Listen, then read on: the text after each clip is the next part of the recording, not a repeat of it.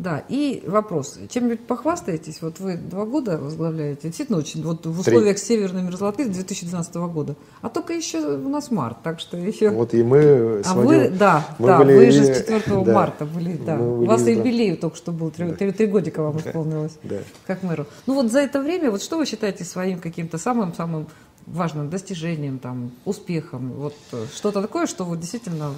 Вы знаете, я вот как раз когда 3 года было, я об этом сидел, вечером размышлял.